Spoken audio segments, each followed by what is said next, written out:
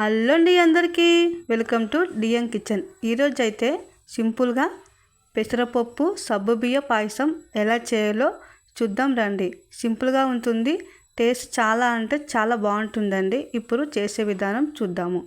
మనం ముందుగా కడాయి పెట్టుకొని అందులోకి ఒక స్పూన్ నెయ్యి అయితే వేసుకుందామండి. తర్వాత డ్రై ఫ్రూట్స్ అనేటివి అన్నీ దూరగా ఎంచుకుందాము. డ్రై ఫ్రూట్స్ కొంచెం ఎక్కువ వేసుకోండి, మనకు ఈ పాయసంలో తింటప్పుడు చాలా అంటే చాలా బాగుంటుందండి. చూడండి, ఇప్పుడు దూరగా ఎగిపోయాయి, పక్కకు తీసేసాను. ఇప్పుడు 2 గ్లాసుల వాటర్ వేసుకున్నాము.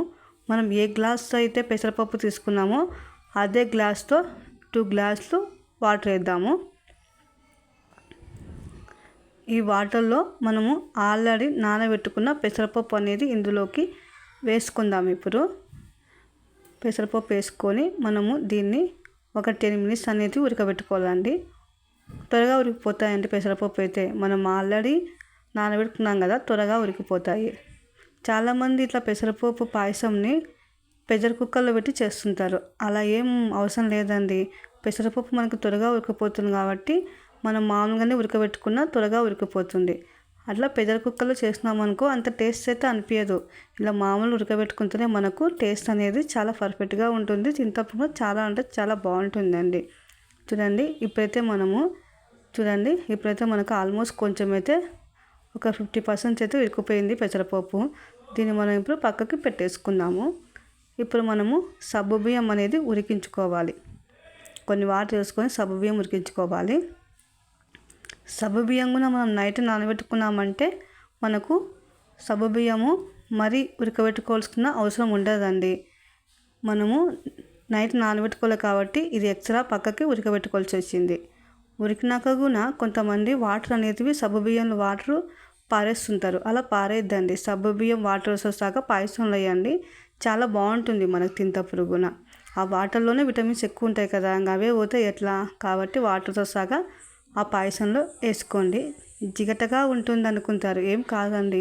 మనం పాయసంలో పాలు వేసి ఉడకబెడతాం కాబట్టి అంత జిగటగా అయితే మనకు అసలు అనిపించదు.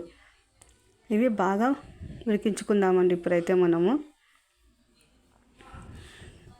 చూద్దాం ఎలా ఉందో. ఇప్పుడు చూడండి, ఇలా 1-2 పొంగులు వస్తే మనకు ఇది కూడా ఒక 50% ఉడికిపోతుంది. ఇంకా అప్పుడు మళ్ళంగా మొత్తం 2 కలిపి ఉడకబెట్టుకుంటే మనకు పర్ఫెక్ట్గా వస్తుంది. పెసరపప్పు సగ్గుబియ్యం 2 కలిపి ఉడకబెట్టుకోవాలి. అప్పుడు ఇంకా చూడండి, ఇప్పుడైతే మనము ఉడికిపోయింది మనకైతే ఇది. ఇంకా ఇప్పుడు దీన్ని పక్కకు అనేది తీసేసుకోవాలి. ఇంకా పక్కకు తీసేసుకొని ఇప్పుడు మనము ఆల్రెడీ ఉడికించి పెట్టుకున్నామే ఆ పెసరపప్పు అనేది ఇంకా కొంచెం ఉడికించుకుందాం. ఇలా నేను దీన్ని ఇంకా పక్కన ఉడకబెట్టుకుంటున్నా అండి. సగ్గుబియ్యం ఉడికి పక్కకు పెట్టేస్తాను కదా, ఇప్పుడు మళ్ళీ దీని అనేది కొంచెం ఉడికిస్తున్నాను. ఇలా చూడండి, ఇందులోకి 1 కప్పు బెల్లం వేసుకున్నాము. ఎర్ర బెల్లమే వేసుకోండి, అప్పుడు మనకు చాలా బాగుంటుంది, టేస్ట్ ఎక్కువ ఉంటుంది. నాటు బెల్లం అంటారే, అది చాలా అంటే చాలా బాగుంటుందండి నాటు బెల్లం ఫ్లేవర్. ఇప్పుడు మనకు బెల్లం మొత్తం కరిగిపోయింది కదా, ఇందులోకి మనము ఆల్రెడీ ఉడికించి పక్కకు పెట్టుకున్న సగ్గుబియ్యం అనేవి ఇందులోకి వేసుకుందాము. వాటర్తో సహా అలానే వేసుకోవాలండి.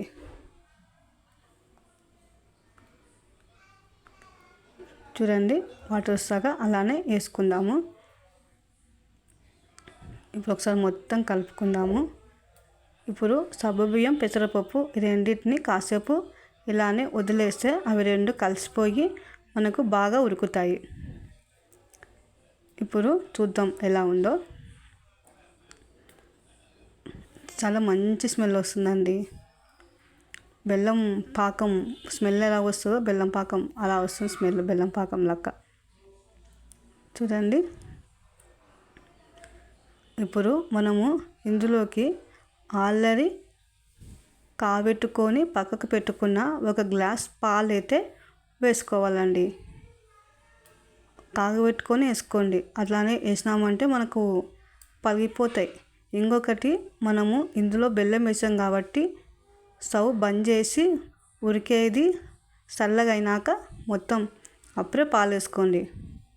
అప్పుడే మనకు పాలు అనేది పలక్కోకుండా పర్ఫెక్ట్గా వస్తుంది.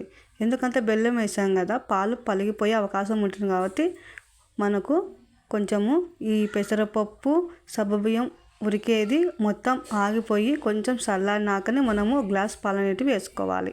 అప్పుడే మనకు పర్ఫెక్ట్గా వస్తుంది సగ్గుబియ్య పెసరపప్పు పాయసం. చూడండి, ఇప్పుడైతే మనము కొంచెం యాలక్కాయలు కూడా ఇలా వేసుకుందాము. ఆల్మోస్ట్ మనకైతే పెసరపప్పు సగ్గుబియ్యం పాయసం అయితే అయిపోనికి వచ్చిందండి. చూడండి, మొత్తం ఒకసారి కలుపుకొని ఇందులోకి మనం స్టార్టింగ్లో దొరగా వేయించి పెట్టుకున్నామే డ్రై ఫ్రూట్స్, అవన్నిటి కూడా ఇందులోకి మొత్తం వేసుకుందాం. ఇప్పుడు చూడండి, ఒట్టి కొబ్బరి ఖచ్చితంగా వేసుకోండి. ఏ పాయసంలోనైనా కానీ మనకు తింటప్పుడు చాలా అంటే చాలా బాగుంటుంది. కొంతమంది బాదం, గోడంబి, అదే ఇంకా ద్రాక్ష అవి ఒకటేస్తారు, కానీ ఖచ్చితంగా ఎండు కొబ్బరి కూడా వేసుకోండి. అప్పుడే మనకు పర్ఫెక్ట్గా ఉంటుంది పాయసం. చూడండి, పెసరపప్పు సగ్గుబియ్యం పాయసం ఎంత యమ్మీగా ఉందో. మా వీడియో నచ్చినట్లయితే లైక్ చేయండి ఫ్రెండ్స్. బాయ్.